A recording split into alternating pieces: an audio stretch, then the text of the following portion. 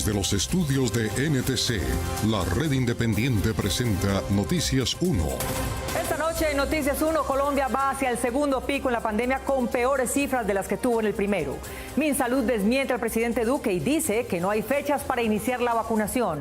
La mutación inglesa del virus no es la que dispara el contagio en el país. Capturados por sedición 5 saqueadores del Capitolio de Washington. Fue identificado el cadáver de Michelle, una niña cuyo feminicidio iba a la impunidad por error de medicina legal. Y en los deportes, Germán Arango. Mónica, no se cansan de marcar gol Luis Fernando Muriel y Duván Zapata, esta vez en la victoria de Atalanta 4-1 sobre Benevento. Regresó a la titular del Everton, James Rodríguez, aceptable presentación en la clasificación por la Copa de Inglaterra. Delicada denuncia del gremio de futbolistas colombianos porque solamente los 8 equipos clasificados a competencias internacionales cumplen con los requisitos de licenciamiento de la DIMAYOR y la CONMEBOL. Aquí está, esta es la imagen del día, el paseo en cuatrimoto del presidente Iván Duque por las ruinas que el huracán Iota dejó en la isla de Providencia hace 6 semanas. El mandatario dijo desde su vehículo recreacional que el plan de reconstrucción de la isla estaba andando, pero los providencianos hoy muestran que no hay acciones de los batallones de infantería de Marina enviados allá, los mismos investigados por apropiarse de donaciones para ayudar a los isleños a techar sus casas, pues la mayoría sigue durmiendo a la intemperie en plena temporada de lluvias en el Caribe. De esta historia hablaremos hoy. Por la prensa libre y el derecho que todos ustedes tienen a la verdad, yo soy la red independiente. Presenta Noticias 1 con Mónica Rodríguez y Germán Arango. Buenas noches y bienvenidos a la mejor información del fin de semana. Colombia reportó hoy casi 16.000 contagios de COVID-19 y le aportó a la pandemia 353 de los 14.000 muertos del día de hoy. Vamos hacia un segundo pico que puede superar al primero, en el que llegamos a contar 400 muertes en un solo día. En resumidas cuentas, hoy estamos peor de lo que estábamos a finales de julio, cuando todo el país estaba confinado. Esta gráfica muestra el desarrollo de la pandemia en Colombia e ilustra nuestras cifras de contagios a día de hoy, acercándonos a los 20.000 casos diarios, 5.000 por encima de nuestro peor momento anterior, el 19 de agosto. Así se ha comportado el virus en casi todo el mundo. Alemania, que superó su primer pico sin llegar a los 7.000 casos diarios, está reportando más de 28.000 infectados y más de 100.000 muertos por cada día durante esta semana. Por eso el gobierno alemán ordenó que la población permanezca en el ámbito privado y que nadie pueda desplazarse a más de 15 kilómetros de su casa. España, que superó su primer pico con 10.000 casos diarios y el segundo con 22.000, ayer reportó 25.000 casos, llegando a su tercer pico, pero sin superar aún los 200 muertos diarios, cifra que Colombia ya volvió a pasar y de la que no baja desde mediados de diciembre pasado. Colombia no había tenido antes cifras como las actuales de la pandemia. Por eso los sindicatos de médicos e enfermeros pidieron al presidente, a los alcaldes y gobernadores enfocar sus esfuerzos en 10 puntos. Continuar con las medidas restrictivas, un solo hospital, ampliar los recursos humanos disponibles, pruebas diagnósticas masivos, test para todo el personal de salud, equipos de atención primaria en salud en el territorio que hagan rastreo de los casos y hagan el aislamiento correspondiente, sistemas de información sobre la situación de las UCIs, testeo permanente sobre los elementos de protección personal, un solo Fondo Nacional de Medicamentos que tiene que ver con la atención en las unidades de cuidados intensivos, un parque automotor disponible a nivel nacional para el traslado de los pacientes, una alerta roja hospitalaria a nivel nacional. De manera que si las cifras mantienen su progresión como lo han hecho hasta ahora, el nuevo pico de la pandemia en Colombia, así como lo ha hecho en Europa, tendrá para el país cifras por encima de los 400 muertos diarios, tal vez sostenidas durante semanas. Y como el virus no cambia su camino, la reducción de muertes depende del comportamiento humano y no del virus. Aunque el presidente Duque dijo que en las primeras semanas de enero se estaría iniciando la vacunación en el país, el ministro de Salud ripostó ayer a la alcaldesa de Bogotá diciéndole que el gobierno no se había comprometido con fechas para la vacuna. Juan Fernando Barona. Mónica, la única información disponible sobre vacunas es la que ha salido de los programas de televisión del presidente, en el cual hizo su promesa, pero no se sabe aún si están o no compradas. Ante la expectativa de los colombianos por la llegada de la vacuna contra el coronavirus, la alcaldesa de Bogotá, Claudia López, cuestionó la poca información que ha entregado el gobierno nacional sobre la fecha exacta en que llegarán las dosis. Desafortunadamente, el gobierno nacional no ha cumplido con las vacunas. Porque no ha podido traerlas todavía. Nos habían dicho que a mediados de enero íbamos a empezar la vacunación. El ministro de Salud, Fernando Ruiz, le contestó a la alcaldesa que el gobierno no se ha comprometido con una fecha exacta en que llegarán las vacunas y dejó en evidencia que Colombia aún no las ha comprado porque no ha cerrado los tratos con las farmacéuticas, a pesar de lo dicho por el presidente Duque. Es que en las primeras semanas del año 2021 estemos adelantando el proceso masivo de vacunación. Nunca nos hemos comprometido en fechas de vacunas ni hemos cerrado opción de compra. Sin embargo, el director del Departamento Administrativo de la Presidencia, Diego Molano, aseguró que según el documento del plan de vacunación del coronavirus, está establecido que este proceso comenzará en febrero. El gobierno nacional tiene un plan serio. El cronograma inicia su ejecución en febrero. A pesar de la promesa presidencial de diciembre, hoy se desconoce la fecha exacta en que llegarán las vacunas y por ende cuándo comenzará la inmunización en el país, por lo que la Procuraduría le solicitó al Ministerio de Salud ajustar el plan de vacunación. No se ha establecido duración, jornadas, agendas o turnos de vacunación, como es usual en los planes de vacunación contra otros virus. Aunque el ministro de Salud dijo que la próxima semana esperaba anunciar la fecha exacta de la llegada de las vacunas al país, los sectores farmacéuticos y políticos aseguraron que es preocupante que no haya claridad para el proceso de inmunización contra el coronavirus. Alertada porque aún después de haber subido su capacidad hospitalaria, están a punto de colapsar los servicios de cuidados intensivos en Bogotá. La capital vivió ayer su noche más sola y el más ordenado de los retornos de puentes y vacaciones. Por la alta ocupación en las unidades de cuidados intensivos para atender pacientes COVID, que hoy se encuentra en un 88.9%, la cifra más alta en lo que va de pandemia en Bogotá, la alerta roja para el sistema hospitalario y la restricción total a la movilidad fue inminente. Una cámara de Noticias 1 hizo un recorrido por las principales calles de la ciudad para conocer si los ciudadanos estaban cumpliendo las restricciones. Sobre la avenida El Dorado a las 8 de la noche, el flujo vehicular era escaso. En el centro comercial solo estaban los vigilantes y los buses del servicio público que transitaban por la calzada exclusiva iban sin pasajeros. En la tarde pues sí hubo gente, pero ahorita en las horas de ahorita de la noche ya está desocupado. Esos carros están desocupados para arriba y para abajo. En la carrera séptima con calle 26, un espacio emblemático en el centro de la ciudad, todo estaba en calma. Mientras la policía patrullaba las calles vacías, este habitante de calle deambulaba la zona.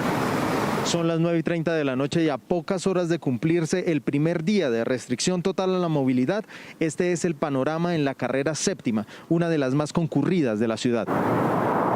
Era mayor el tránsito de bicicletas por la ciclorruta. Los domiciliarios hacen parte de las excepciones y por estos días de confinamiento el trabajo se les incrementa. No pueden salir y hay muchas personas que se resguardaron, están haciendo el trabajo como es pues lo que se debe hacer. Que me ha ido bien, sí, claro, pues como la gente no puede salir, ya uno le presta más ese apoyo. En la calle 100 con 15, los únicos que trabajaban eran esta escuadrilla de limpieza de semáforos y este operario de la intersección del ferrocarril que trataba de conciliar el sueño.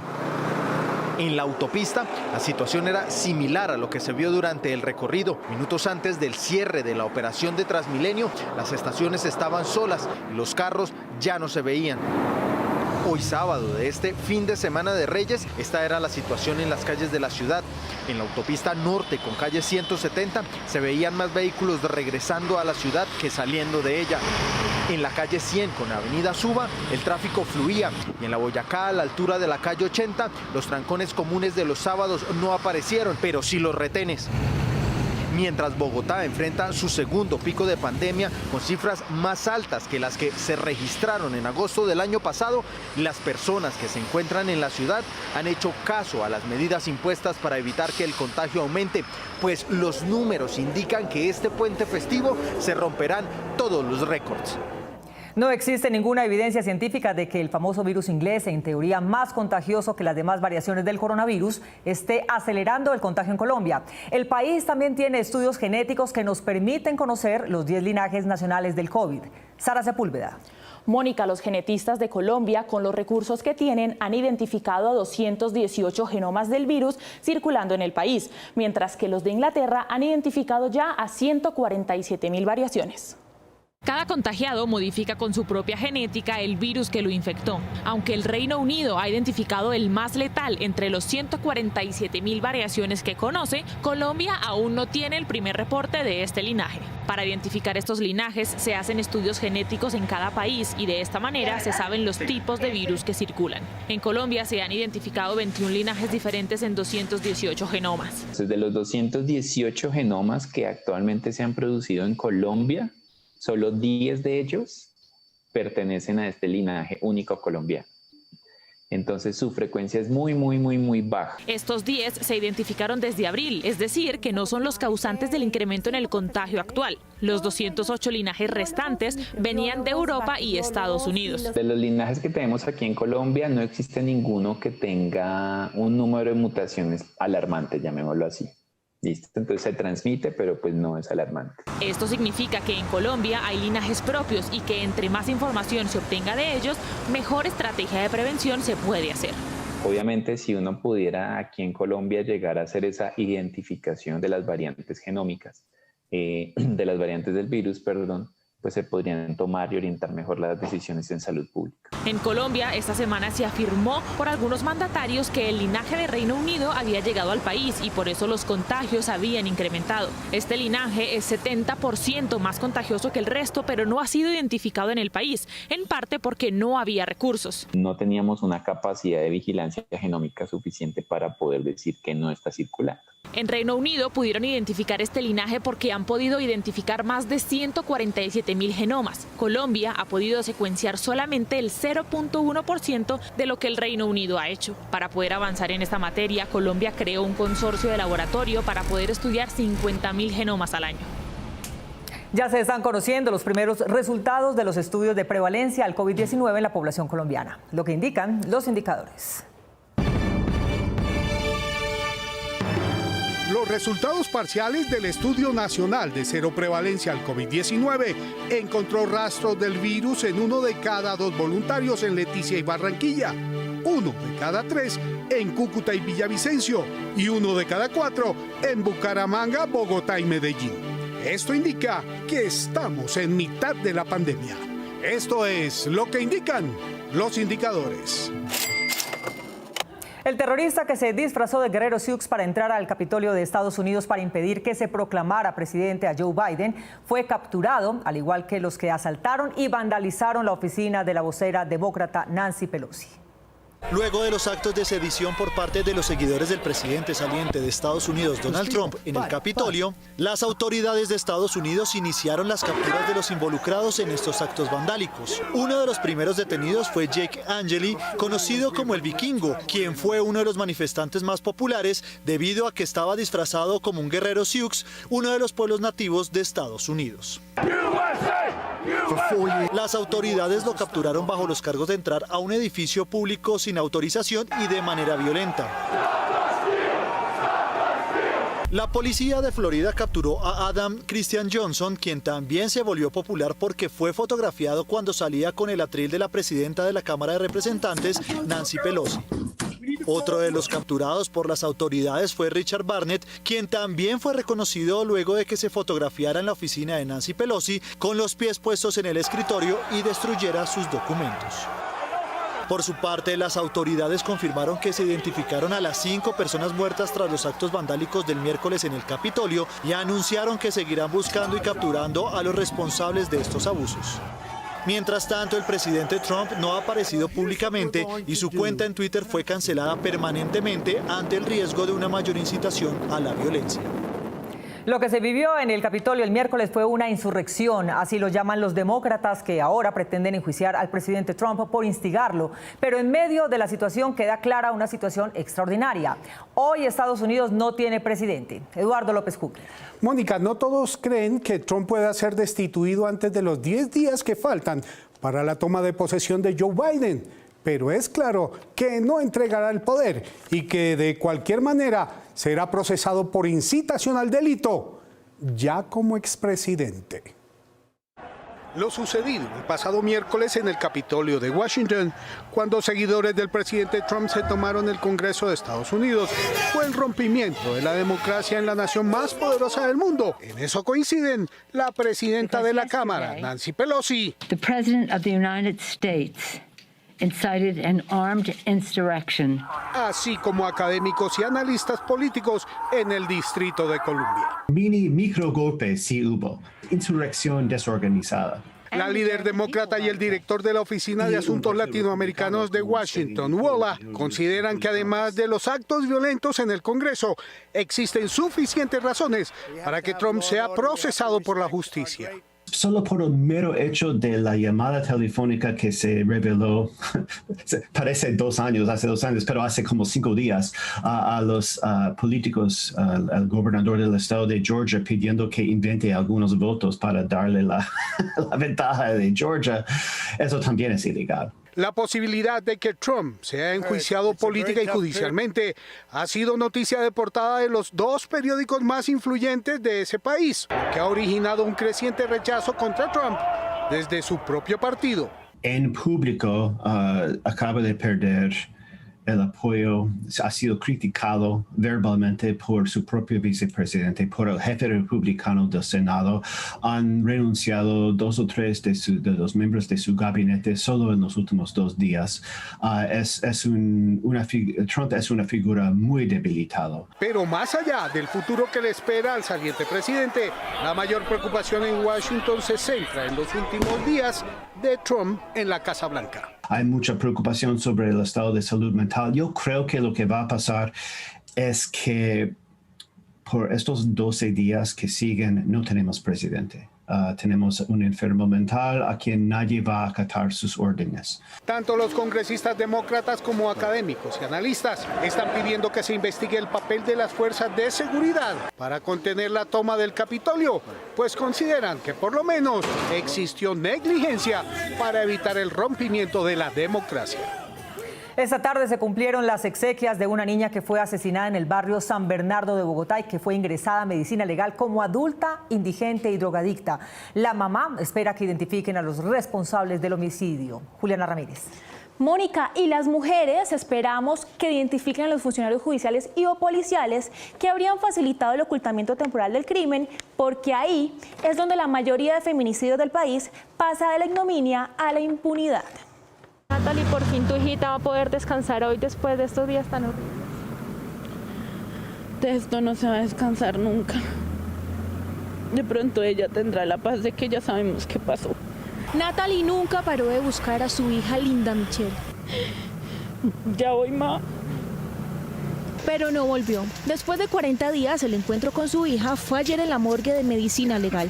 Y su último adiós en medio de la soledad de un confinamiento ocasionado por la pandemia fue hoy en el cementerio Jardines del Paraíso. El próximo martes 12 de enero, Linda Michelle cumpliría 16 años, aunque su actuar era el de una niña de 8 debido al retraso mental con el que nació. Dolorosos. Morir en vida es como si estuvieran sacando todo dentro de mí.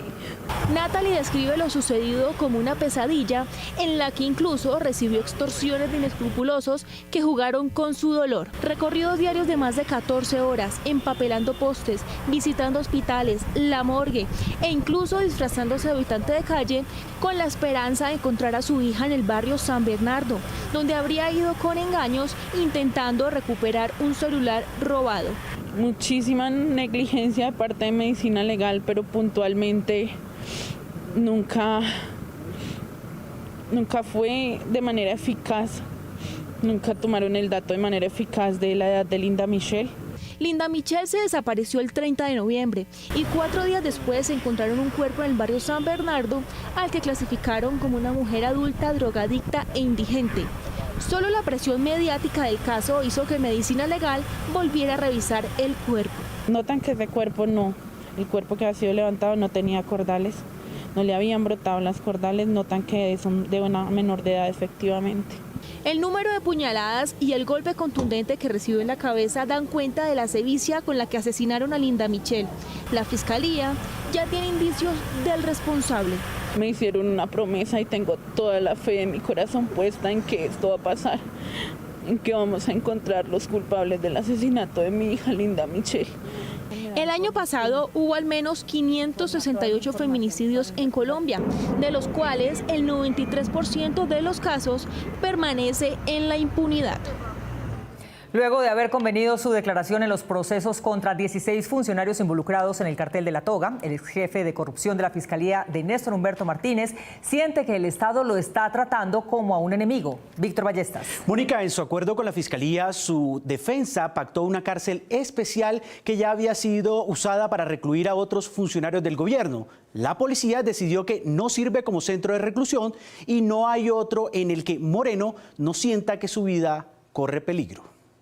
Ayer a las 2 de la tarde, Luis Gustavo Moreno, exfiscal anticorrupción de Néstor Humberto Martínez, pieza clave del llamado Cartel de la Toga, desde su sitio de reclusión, la cárcel La Modelo de Bogotá, se presentó de manera virtual a una audiencia programada por la Procuraduría, en la que el ente de control le solicitó información dentro de 5 procesos en curso, en los que están inmersos los aforados Nilton Córdoba, Argenis Velázquez, Martín Morales, Julio Gallardo y Hernán Andrade. Si inicio la lista, voy a dejar a muchos por fuera. Sin embargo, por un aparente error de la Procuraduría, se abstuvo de hablar. No le permiten que su abogado asista a esa diligencia, pero sí los abogados de las personas respecto de los cuales estaba desarrollando esas diligencias, y manifiestan que es un testigo común y corriente. Se les olvidó que él es un testigo que renunció al derecho a guardar silencio. Moreno, aunque reiteró su intención de hablar, manifestó que solo lo hará cuando tenga además garantías de seguridad y sea trasladado al Centro de Estudios Superiores de la Policía Nacional, CESPO, que ha sido históricamente sitio de reclusión, aunque el antiguo director de la Policía Nacional, general Óscar Ate Ortúa, antes de ser relevado, lo negó. Es una comunicación mentirosa en la medida en que solamente afirma una parte de la pregunta que se le hace, pero oculta la información de que también es un centro que tiene personas recluidas allí purgando penas e históricamente las ha tenido ahí por varios años. A través de este documento, la Procuraduría solicitó al Juzgado Tercero de Ejecución de Penas y Medidas de Seguridad realizar una corrección de actuación irregular para que se ordene el traslado del testigo a CESPO, tal y como lo había dispuesto el juez 77 de control de garantías. A fin de que continúe prestando su colaboración a la justicia en el marco de un fenómeno criminal que debe ser investigado y juzgado en su integridad,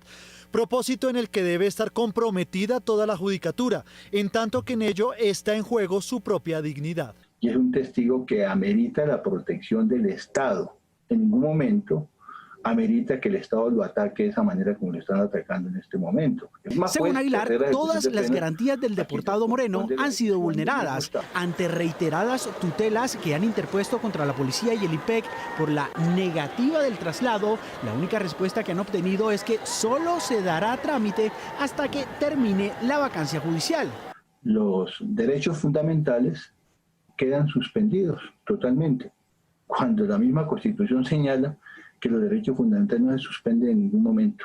Luis Gustavo Moreno, quien se encuentra en cuarentena de 15 días tras su llegada de Estados Unidos, podría ser trasladado a la cárcel de Picaleña en Ibagué. Soy muy despistado, sin duda. Moreno, quien declararía en contra de al menos 32 personas, dentro de las que se encuentran congresistas y magistrados, iniciaría una huelga de hambre a partir del próximo miércoles 13 de enero.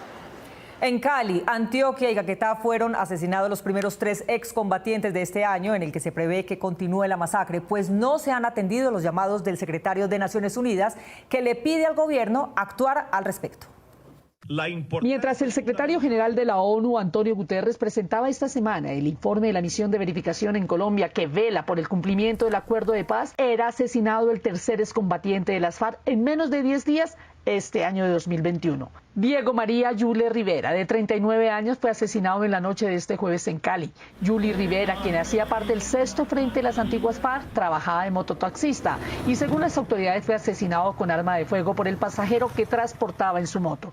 El asesino, quien le disparó en repetidas ocasiones, lo dejó tirado en un paraje oscuro junto a su moto. No sabemos a qué más ¿Qué más tendremos que hacer para parar esta matazón, este exterminio sistemático que se nos está dando con nosotros, quienes lo único que hemos hecho es firmar un acuerdo? El primer crimen de este año contra un firmante de la paz fue el de Yolanda Zavala en Briceño, Antioquia, y el de su hermana menor cuando a las 4 de la madrugada del 1 de enero hombres armados llegaron hasta la vivienda en la vereda Travesías. Allí los asesinos les dispararon mientras dormían. Un día después, otro excombatiente, Duván Arlet Galíndez, fue asesinado en Cartagena del Chairá, Caquetá. Según la policía, recibió 3 disparos en el pecho cuando salía de un restaurante en la noche. El partido Fuerza Alternativa FARC aseguró que acudirán a la Comisión Interamericana de Derechos Humanos, al Consejo de Seguridad de la ONU, a la comunidad internacional y a otras instancias para que se cumpla el acuerdo de paz. Si tenemos que acudir al nuevo gobierno de los Estados Unidos, también vamos a acudir.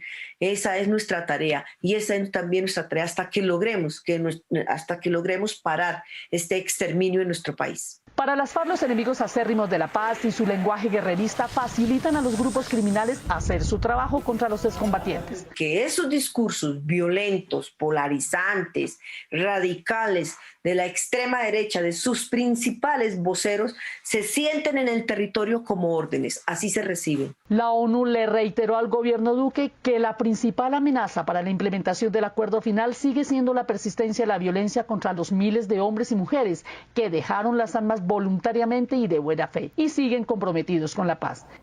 2 profesores también fueron asesinados este año, ambos con arma blanca. El presidente del sindicato de maestros atribuye la racha de violencia al estigma que contra ellos ha lanzado el Centro Democrático, desconociendo que muchos profesores han muerto antes por impedir que ellos o sus alumnos fueran reclutados por la guerrilla o los paramilitares.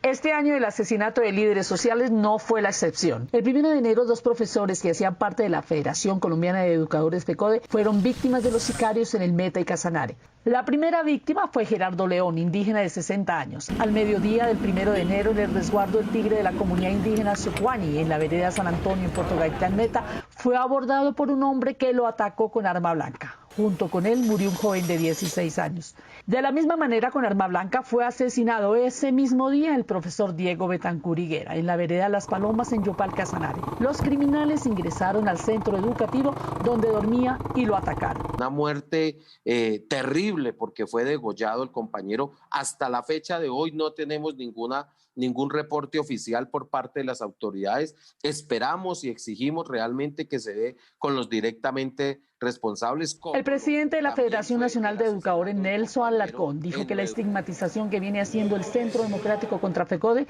infiriendo que son amigos de la guerrilla, los pone en peligro. Esa campaña sucia que viene haciendo el Centro Democrático y a lo cual los invitamos. Aquí tenemos que generar paz, tenemos que generar esa alegría. No podemos convertir la escuela en guerra, no. La escuela debe ser y es territorio de paz. El pasado 28 de noviembre, el expresidente Uribe aseguró que FECODE adoctrina a los estudiantes y manipula la educación. Ese equilibrio ha sido distorsionado por entidades sindicales como FECODE, que han hecho de la enseñanza un adoctrinamiento. El presidente de FECODE aseguró que jamás ha incitado a los estudiantes a seguir una doctrina siquiera de guerra. Han asesinado a maestros y maestras por no permitir y no permitiremos que se lo lleven para la guerra. Los niños deben estar en las escuelas, en las instituciones educativas. Alarcón señaló que en redes sociales personas muy cercanas al Centro Democrático han pedido que se acabe FECODE y que lamentablemente esa intolerancia se ha reflejado en quienes hacen eco a la extrema derecha. Aquí no se puede seguir generando la guerra, aquí no se puede seguir generando la estigmatización y que se generen todas estas cosas para que sigan asesinando a nuestros maestros y maestras de Colombia. El año pasado fueron asesinados 11 profesores que pertenecían a FECODE. Los diseñadores, constructores e interventores de la construcción de Hidroituango no admitieron errores en la debacle de la hidroeléctrica y no le dieron más opción a las empresas públicas de Medellín que demostrarlas en una demanda ante la justicia contenciosa. Después de 5 meses de conciliación entre EPM y los contratistas de Hidroituango por la debacle del proyecto calculado en pretensiones por 9,9 billones de pesos y con la Procuraduría como mediadora, las partes se pararon de la mesa sin llegar a ningún acuerdo. Pese Pese a los distintos peritazgos y hallazgos fiscales de la Contraloría, la conciliación fracasó porque los contratistas no aceptaron ninguna responsabilidad y por ende no presentaron una propuesta de conciliación. Ese proceso acaba de terminar lamentablemente sin éxito y por tanto Empresas Públicas de Medellín nos ha informado que iniciará el proceso de demanda contra los constructores, diseñadores e interventores del proyecto. Se prevé que la próxima semana EPM radique la demanda ante el Tribunal Administrativo de Antioquia contra Consorcio Generación Ituango, Consorcio Ingetec Cedic y Consorcio CCC Ituango, a quienes el pasado 22 de diciembre se les amplió el contrato por un año más para que culminen las obras de la hidroeléctrica. En ese desborde que hizo el río de la represa. Mapfre, como aseguradora del proyecto, reiteró durante el proceso de conciliación su intención de concluir la cuantificación del daño indemnizable, ante lo cual ya hizo un anticipo de 250 millones de dólares, es decir, 868.000 millones de pesos. Mientras EPM pretende recuperar 9 billones de pesos, la Contraloría encontró hallazgos por la mitad, 4,1 billones de pesos. Se tiene previsto la entrada de las unidades 5 y 8 de Hidroituango a partir de 2024. Un avión Boeing 735 desapareció en el mar de Java frente a las costas de Yakarta, Indonesia, segundos después de que la torre de control le preguntara al piloto por qué había tomado un rumbo diferente al de su destino. A esta hora se recuperan los restos de sus 60 ocupantes. 50 pasajeros, incluidos 7 niños y 3 bebés, además de 12 tripulantes, viajaban en el Boeing 737-524 de la aerolínea Sriwijaya, con capacidad para 130 personas, que despegó desde Yakarta, Indonesia, y que se dirigía a Pontianak, capital de la provincia de Borneo Occidental, en el oeste del país.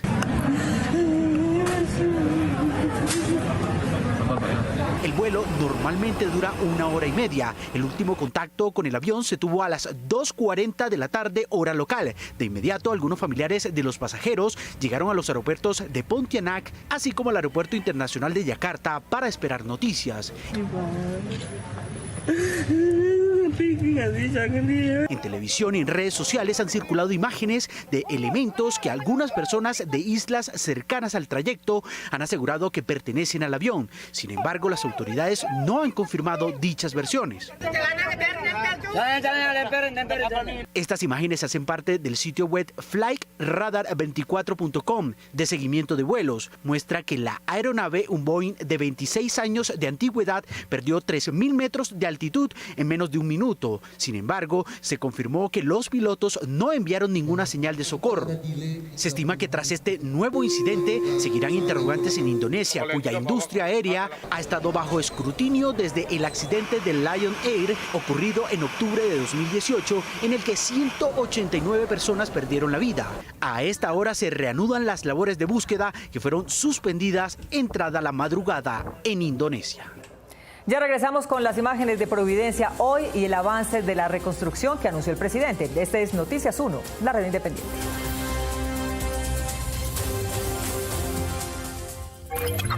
Permita que su marca impacte a los millones de personas que nos ven, porque estar bien informado hace parte de la democracia. Menos tráfico y más precaución. Mónica, 2 sentencias de altas cortes prohíben el fracking. Desde el Fondo de Recursos de la Pandemia FOMI. Su sentencia la próxima semana. Que convirtió en imposible su vida en ese país. Germán, las 2 victorias de Galán en sencillo sobre Leonardo Mayer y Juan Ignacio. Se quedó con la camiseta del mejor. La deportación de Mancuso se confirma. Capturados no aceptaron ser los... Saber el ritmo al que crecen las cifras de los que están por encima de nosotros. Este es Noticias 1, la red independiente. Luego de que el presidente trinara desde Providencia que la reconstrucción está en marcha, los residentes trinaron imágenes del estado actual de la isla y denunciaron que la Armada, luego de denunciado el robo de las ayudas, solo ayuda y sirven a los que presionan en redes sociales. Los avances que son visibles. El optimismo del presidente Iván Duque al entregar el balance de su última visita a Providencia contrasta con la realidad que viven los raizales de Bottom House y Southwest Bay.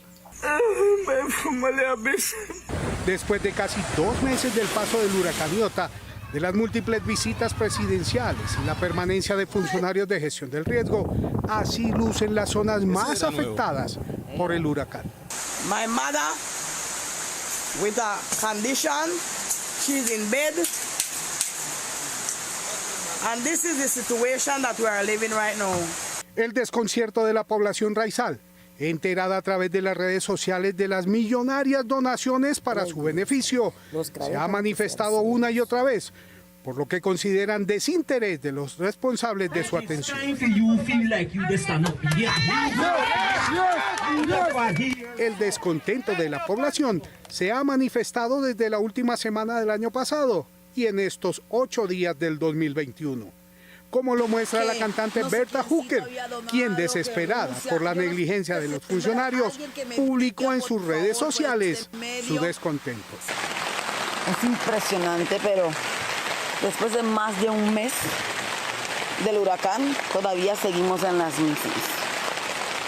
2 días después, como por arte de magia, aparecieron funcionarios de gestión de desastres y oficiales de la Armada y le arreglaron la casa. Hay muchas casas en Suroeste que simplemente necesitan techos. Está la casa de Tomás, está la casa de Miss Leonicia, aunque una parte se fue, pero igual pueden colocarle unos techos para que ella pueda regresar a su casa, porque hasta ahora no ha podido regresar.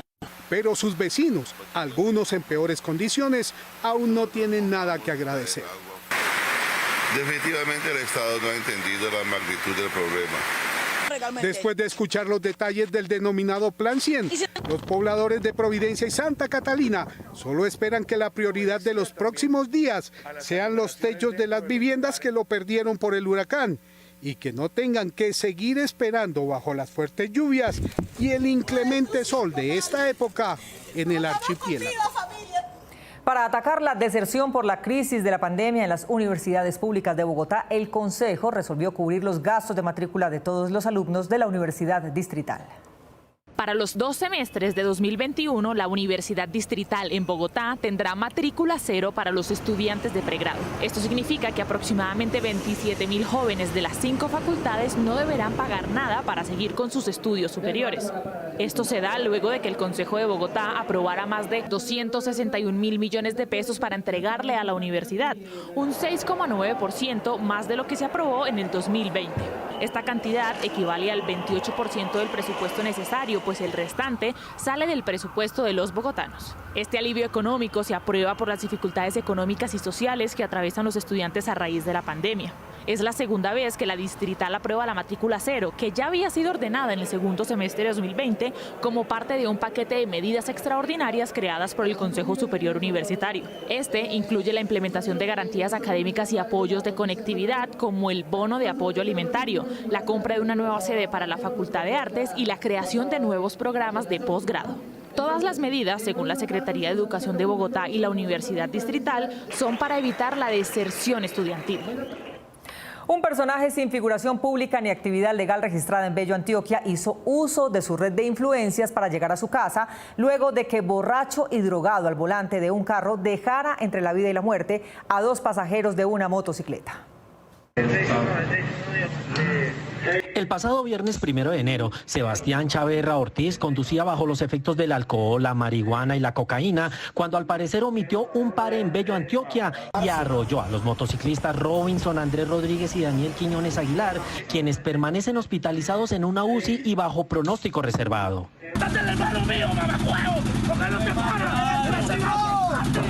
Luego de arrollar a los motociclistas, Chaverra Ortiz emprendió la huida junto a sus 2 acompañantes en este vehículo Mazda gris y, según testigos, en la fuga se estrelló contra otros 2 automotores. Y de inmediato los agentes de tránsito avisan a la Policía Nacional de la fuga de quien conducía el vehículo particular. Según la policía, actuaron de manera inmediata para interceptar al conductor. Una vez la policía es alertada, se inician los cierres en los sectores y a la altura de Castilla las unidades policiales logran interceptarlo. Pese a lo que dice la policía, fueron los familiares de los motociclistas arrollados kilómetros atrás quienes interceptaron al conductor. Después llegaron al sitio por lo menos 50 uniformados que se hicieron cargo del conductor y sus acompañantes. Se presentan las unidades de tránsito municipal de Bello y le es entregada a la persona, quien fue conducido a un establecimiento de salud para la prueba de alcoholemia. Hasta este momento, Sebastián Chaverra Ortiz estaba en compañía de la Policía de Tránsito de Bello y de la Policía de Medellín. Después de que se le hacen las pruebas de alcoholemia y de sustancias psicoactivas al conductor del vehículo particular, quedan en manos, como siempre estuvieron, de la Policía Nacional. Este hombre, que conducía bajo los efectos del alcohol, la marihuana y la cocaína, permanece libre desde el mismo día del accidente y aunque estaba en poder de la policía, según la Secretaría de Movilidad, la institución no explicó por qué quedó en libertad y negó tener bajo su custodia a Sebastián Chaverra Ortiz. Es decir, ninguna entidad se responsabiliza por la libertad de este sujeto. Nos dejamos con las imágenes históricas del asalto de vándalos trumpistas a Capitolio de Estados Unidos, instigados por su presidente Donald Trump.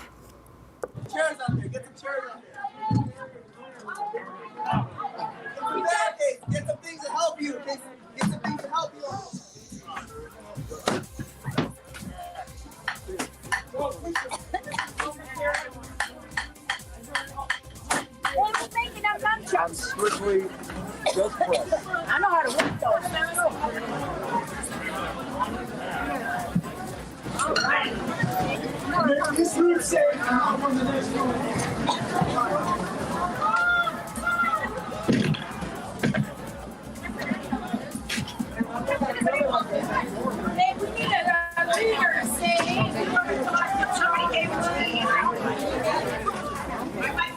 Nos vemos mañana domingo a las 8 de la noche aquí en Cable Noticias con las mejores noticias del fin de semana.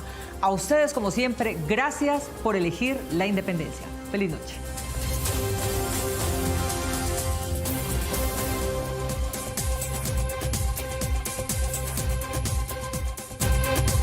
Véanos en los cableoperadores DirecTV, Claro, Movistar, Tigo Une, HBTV, M-Cali, ETV y a través de nuestras redes sociales YouTube, Facebook, Instagram y Twitter.